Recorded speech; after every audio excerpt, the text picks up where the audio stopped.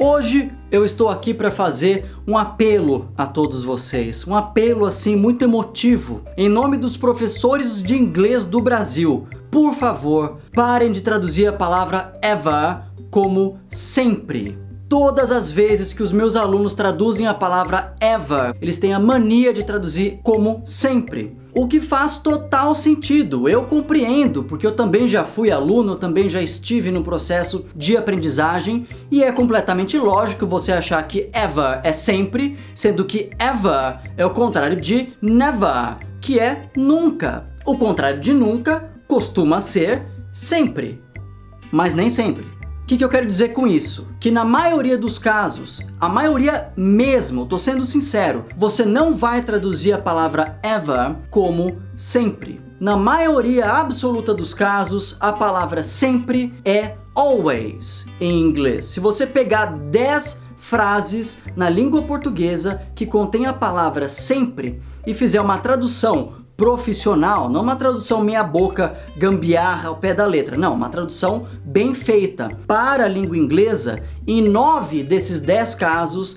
a palavra sempre vai estar na língua inglesa como always. Em apenas um caso desses 10 que ela vai ser ever. Ah, mas então o que você quer dizer, Teacher Klaus? Você quer dizer que é errado então pensar que a palavra ever pode ser sempre em inglês? Nunca vai ser sempre? Não pode ser traduzida dessa forma? Sim, existe, a possibilidade existe. Como eu falei, de 10 casos, a palavra ever vai ser traduzida como sempre. Mas na maioria absoluta não é. E eu vou dar alguns exemplos práticos aqui para que vocês vejam que de fato, na realidade do dia a dia, na maioria das vezes, você pode esquecer esse significado de sempre da palavra ever.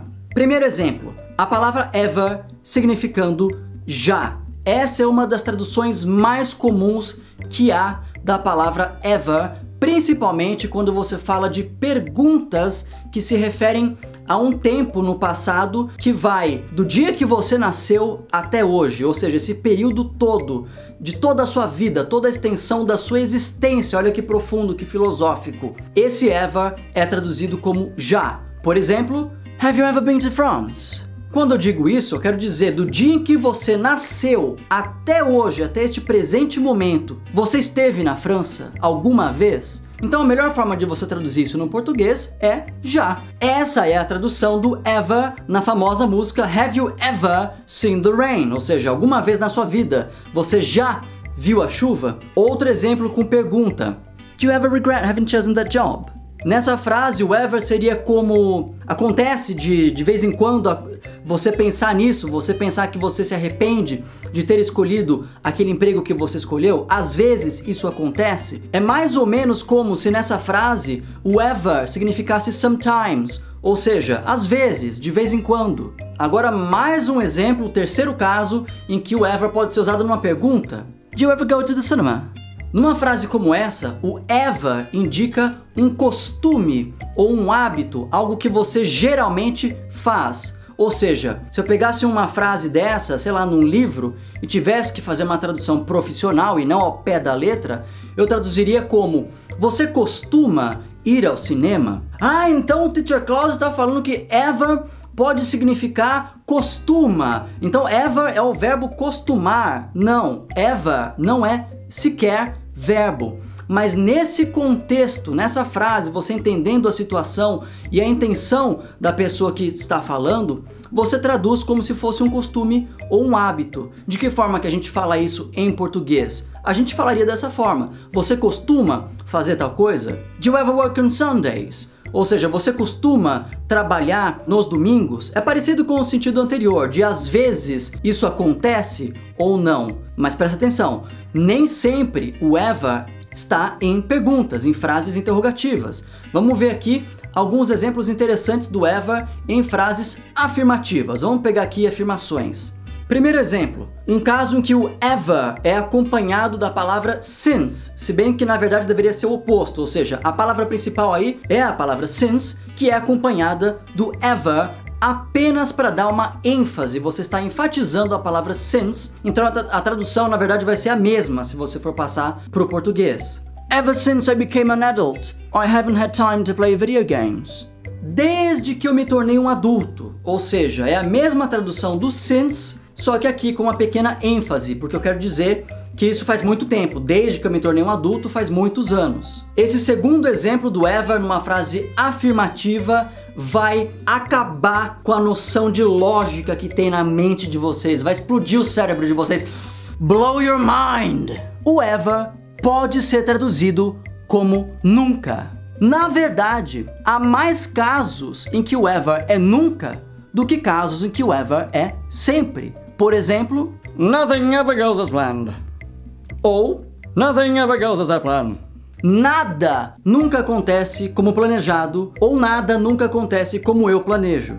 Nesse caso especificamente, o nothing, que é uma palavra negativa, acaba passando um pouco da sua negatividade para a palavra ever, que em geral é uma palavra positiva. Então é por isso que nesse caso o ever significa nunca e não sempre. É por culpa do nothing. Mais um. I feel stronger than ever before.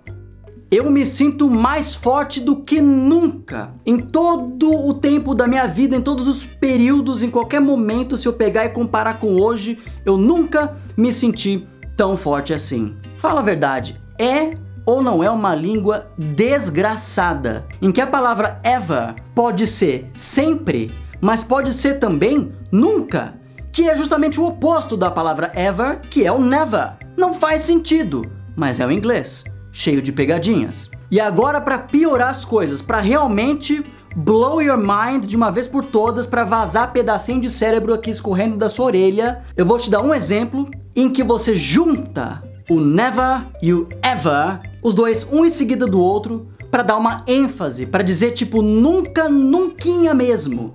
I never ever missed a single episode of House on TV. Podemos também usar a palavra ever para se referir a uma situação suposta condicional em relação ao futuro. Não estamos falando só do passado e do presente aqui, não. Por exemplo, if you ever go to Rio, let me know. I'll go with you. Se você alguma vez, algum dia na sua vida, em toda a extensão da sua vida daqui para frente, você for para o Rio de Janeiro, você me avisa porque eu vou com você.